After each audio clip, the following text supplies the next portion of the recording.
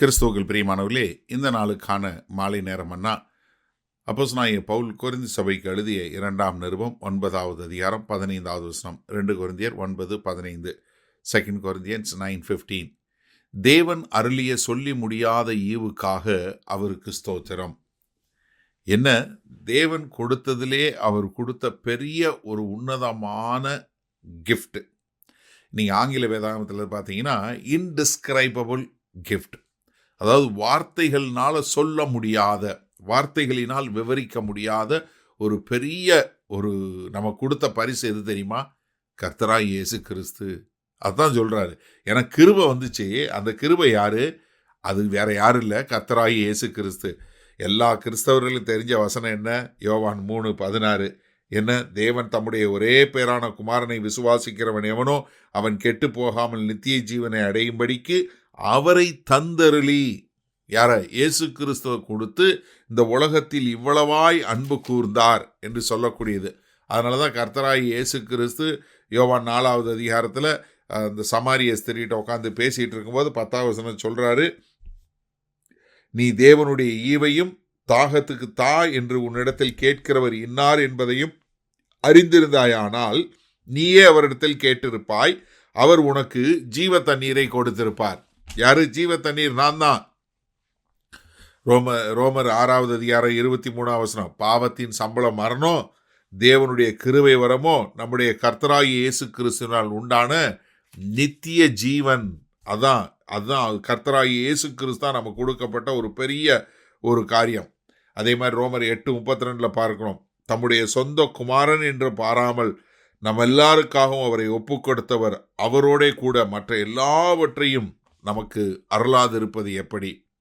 அப்போ நமக்கு கொடுத்த ஒரு பெரிய ஒரு கிஃப்ட், நமக்கு கொடுத்த ஒரு பெரிய பரிசு, சொல்ல முடியாத விவரிக்க முடியாத பரிசு என்ன? கர்த்தராகிய இயேசு கிறிஸ்து. யாக்கோபு 1:17 பார்க்கிறோம், நன்மையான எந்த ஈவும் பூரணமான எந்த வரமும் பரத்திலிருந்து உண்டாகி ஜோதிகளின் பிதாவினிடத்திலிருந்து இறங்கி வருகிறது, அவரிடத்தில் யாதொரு மாறுதலும் யாதொரு வேற்றுமையின் நிழலும் இல்லை. என்ன, எந்த ஒரு இதாக இருந்தாலும் எங்கேருந்து வருது? பிதாவாகிய தேவன்கிட்ட இருந்தால் வருது. அதனால நமக்கு அவரை கர்த்தராகிய இயேசு கிறிஸ்துவை ஒரு ஜீவ பலியாக ஒப்பு கொடுத்தார்.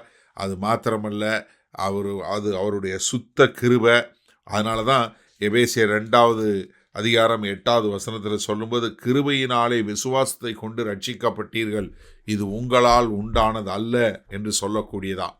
அப்போ நமக்கு கொடுக்கப்பட்ட ஒரு மிகப்பெரிய ஒரு பரிசு, நமக்கு வார்த்தையில் விவரிக்க முடியாத, சொல்ல முடியாத கொடுக்கப்பட்ட பரிசு யாரு? கர்த்தராகிய இயேசு கிறிஸ்து. அவர் மூலம்தான் எல்லாருக்கும் ரட்சிப்பு உண்டாகிறது. அதுதான் சொல்ல முடியாத, விவரிக்க முடியாத ஒரு ஈவு. அதனால தேவனாகிய கர்த்தருக்கு ஸ்தோத்திரம், கோடான கோடி ஸ்தோத்திரம். ஆமென். சரி, இந்த நாளில் இந்த வசனத்தை நம்ம எப்படி எடுத்துக்கொள்வது? நீங்கள் யோசிச்சு பாருங்க, கர்த்தர் கொடுத்த எத்தனையோ காரியங்களுக்கு நன்றி சொல்லலாம். யோசிச்சு பாருங்களேன், எத்தனை காரியத்துக்கு நன்றி சொல்லலாம், எவ்வளவோ காரியத்துக்கு நன்றி சொல்லலாம். கர்த்தர் சுகத்தை கொடுத்தாரு, ஜீவனை கொடுத்தாரு, வீடு கொடுத்தாரு, வேலையை கொடுத்தாரு, நல்ல சுகத்தை கொடுத்தாரு, வாகனத்தை கொடுத்தாரு, இப்படி எத்தனையோ எண்ணிலடங்காத காரியங்களை சொல்லலாம். ஆனால் எல்லாவற்றிற்கு மேலாக ஒரு காரியத்துக்கு நம்ம நன்றி சொல்லணும். எதுக்காக? நம்முடைய மீட்பு. அந்த மீட்பு எதனால் வந்துச்சு? கர்த்தராகிய இயேசு கிறிஸ்து மூலமாக தான் நமக்கு அந்த மீட்பு வந்துச்சு. இப்போ கர்த்தர் கொடுத்த ஒரு பரிசு இல்லையா? நான் இப்போ உங்களுக்கு புரிகிற மாதிரி சொல்லி கொடுக்குறேன். இப்போ யோசிங்க, உங்களுக்கு நான் ஒரு பரிசு கொடுக்குறேன், நல்லா ஒரு ரேப் பண்ணி ஒரு கிஃப்ட் பண்ணி உங்களுக்கு ஒரு நல்ல ஒரு கவர்லாம் போட்டு நல்லா போட்டு ஒரு கயிறு கட்டி உங்களுக்கு ஒரு கிஃப்ட் கொடுக்குறேன். நீங்கள் வாங்கி என்ன பண்ணுவீங்க? நன்றின்னு சொல்லிட்டு கொண்டு போய் உள்ளே வைப்பீங்க? இல்லை, அதை எடுத்து பிரித்து பார்த்து நீங்கள் சந்தோஷமாக அனுபவிப்பீங்க. இப்போ சிந்திச்சு பாருங்கள், இங்கே நாங்கள் வாழுகிற மேலை நாடுகளில் இப்போ யாராவது உங்களுக்கு ஒரு கிஃப்ட் கொடுத்தாங்கன்னா அதை அவங்க முன்னாடியே பிரித்து பார்த்து நீங்கள் அவங்ககிட்ட சொல்லணும், ஓ தேங்க்யூ ஸோ மச், எனக்கு ரொம்ப நன்றிங்க, இதை வாங்கி கொடுத்தீங்கன்னு சொல்லணும். நம்ம ஊரில் தான் என்ன பண்ணுவாங்க, இந்தியாவில் நீங்கள் அவங்க இல்லாதப்போ தான் பிரித்து பார்க்கணும். இங்கே மேலை நாடுகள் அப்படி இல்லை, நீங்கள் அவங்க முன்னாடியே பிரிக்கணும். அப்போ தான் அவங்களுக்கு மரியாதை. சரியா?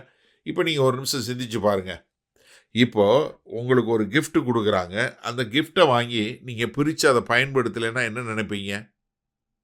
இப்ப தேவனாகிய கர்த்தர் நமக்கு கர்த்தராகிய இயேசு கிறிஸ்துவ குடுத்திருக்கிறார். அதை ஏற்றுக்கொண்டு அந்த கிறிஸ்துவைப் போல நம்ம வாழ வேணாமா? அதத்தான் நம்ம தேவனாகிய கர்த்தர் எதிர்பார்க்கிறாரு. பிதாவாகிய தேவன் நம்மட்ட என்ன எதிர்பார்க்கிறாரு? குமாரனாகிய கிறிஸ்துவை ஏற்றுக்கொண்டு அவரைப் போல வாழுங்கள் தானே. அப்ப தேவனுக்கு நன்றி செலுத்தி கிறிஸ்துவைப் போல வாழ்வோமா? மகா கிருபையும் இரக்கமும் நிறைந்த ஜோதிகளின் பிதாவே, உமக்கு கொடான கோடி நன்றி செலுத்துகிறோம். என்ன ஒரு ஆனந்தம்! நாங்கள் என்ன சொல்ல முடியும் ஆண்டவரே? நன்றி நன்றி நன்றி என்று ஓயாமல் எங்களுடைய உள் இருதயத்தின் உள் ஆழத்திலிருந்து எங்கள் மூச்சு முழுவதும் நாங்கள் கர்த்தராகிய இயேசு கிறிஸ்துவுக்காய் ஸ்தோத்திரம் ஸ்தோத்திரம் என்று ஸ்தோத்திரம் செலுத்துகிறோம் ஆண்டவரே. எங்களால் சொல்லி முடியாத ஆண்டவரே, நாங்கள் எப்படி ரட்சிக்கப்பட்டிருக்க முடியும்? எங்ககிட்ட ஒன்றுமே இல்லையே ஆண்டவரே. ஆனால் எங்களுக்கு மீட்பதற்காக உம்முடைய குமாரனையே ஒப்பு கொடுத்தீங்களே, நன்றி, கொடான கோடி நன்றி ஆண்டவரே. இயேசு கிறிஸ்துவின் மூலம் பிதாவே, ஆமேன். கர்த்தர் உங்களை ஆசீர்வதிப்பாராக. நாம் நாளை காலை தினசரி தியானத்தில் சந்திப்போம். Good night.